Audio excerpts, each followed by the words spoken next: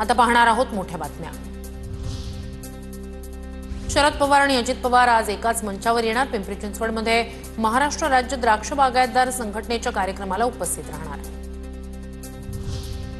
मुख्यमंत्री अजित पवारांचा आज सातारा दौरा। माण तालुक्यातील दहिवडीमध्ये दुपारी 3 वाजता कार्यकर्ता मेळावा। जिल्हा मध्यवर्ती बँकेचे उपाध्यक्ष अनिल देसाई यांचा पक्षप्रवेश होणार। उद्धव ठाकरेंचा आज दहिसर पूर्व मध्ये दौरा। दुपारी 12 वाजता दहिसर पूर्व मधील शिवसैनिकांशी संवाद साधणार। काही लोक भगव्या शाली फॅशन म्हणून घालून फिरतात। उदय सामंतांची नाव न घेता नितेश राणेंवर टीका।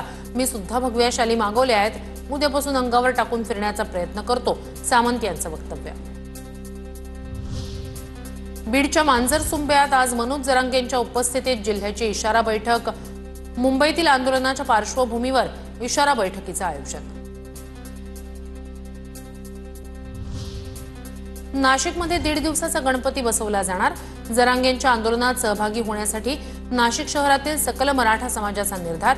जिल्ह्यातून 5 लाख मराठा समाज बांधव आंदोलनात सहभागी होणार। आमदार गोपीचंद पडळकरांबाबत बोलताना सदाभाऊ खोत यांना अश्रू अनावर।